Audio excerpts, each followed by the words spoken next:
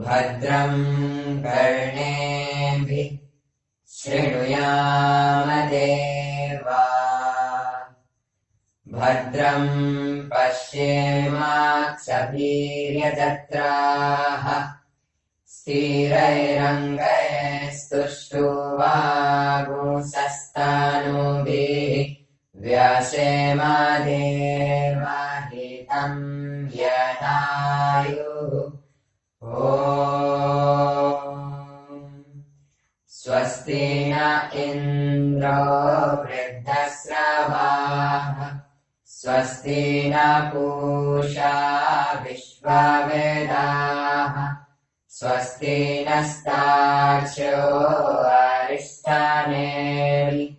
स्वस्ति नो बृहस्पतिर्दधातु। शान्ति शान्ति शान्तिः। नमस्ते गणपतये त्वमेव प्रत्यक्षं तत्त्वमसि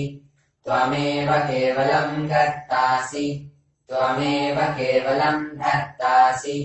त्वमेव केवलं धर्तासि त्वमेव सर्वं कल्वितं ब्रह्मासि त्वं साक्षादात्मासि नित्यं ऋतं वच्मि सत्यं वच्मि अवत्वं माम् अववक्तारम् अवश्रोतारम् अवदातारम् अवधातारम् अवानुजानवशिष्यम् अवपश्चात् अवपुरस्तात् अवोत्तरात् अवदक्षिणात् अवचोर्ध्वात् अवाधरात् सर्वतो मां पाहि पाहि समन्तात्। त्वं वाङ्मयस्त्वं चिन्मयस्त्वं आनन्दमयस्त्वं ब्रह्ममयस्त्वं सच्चिदानन्दाद्वितीयोऽसि त्वं प्रत्यक्षं ब्रह्मासि त्वं ज्ञानमयो विज्ञानमयोऽसि सर्वं जगदिदं त्वत्तो जायते सर्वं जगदिदं त्वत्तस्तिष्ठति सर्वं जगदिदं त्वयि लयमिष्यति सर्वं जगदिदं त्वयि प्रत्येति त्वं भूमिरापो नलो निलो नभः त्वं चत्वारि वाक्पदानि त्वं गुणत्रयातीतः त्वं देहत्रयातीतः त्वं कालत्रयातीतः त्वं मूलाधारस्थितोऽसि नित्यं त्वं शक्तित्रयात्मकः त्वां योगिनो ध्यायन्ति नित्यं त्वं ब्रह्मा त्वं विष्णु त्वं रुद्र त्वम् इन्द्र त्वम् अग्नि त्वं वायु त्वं सूर्य त्वं चन्द्रमास्त्वं ब्रह्म भूर्भुवस्वरो गणादिं पूर्वमुच्चार्य वर्णादिं तदनन्तरम् अनुस्वारः परतरः अर्धेन्दुलसितम् तारेण रिद्धम्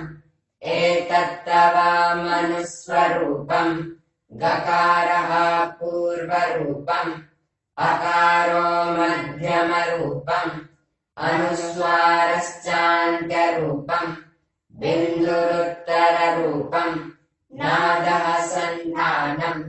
सहिता सन्धि शैषा गणेश विद्या गणकऋषि नित्रिद्गायत्री छन्दः गणपतिर्देवता ॐ गं गणपतये नमः। एकदन्ताय विद्महे वक्रतुण्डाय धीमहि तन्नो दन्ति प्रचोदयात् एकदन्तम् चतुर्हस्तम् पारामङ्कुशधारिणम् रथम् च वरदौ हस्ते बिभ्राणम् मूषकध्वजम् रक्तम् लम्बोदरम् शूर्पकर्णकम् रक्तपाशसम् रक्तगन्धानुलिप्ताङ्गम् रक्तपुष्पैः सुपूजितम् भक्तानुकम्पिनम् देवम् जगत्कारणमच्युतम् आविर्भूतम् च सृष्ट्यादौ प्रकृतेः पुरुषात् परम् एवम् ध्यायति यो नित्यम् स योगी योगिनाम् वरः नमो व्रातपतये नमो गणपतये नमः प्रथमपतये नमस्तेऽस्तु लम्बोदराय एकदन्ताय विघ्ननाशिने शिवसुताय श्रीवरदमूर्तये नमो नमः ॐ गं गणपतये नमः ॐ गं गणपतये नमः।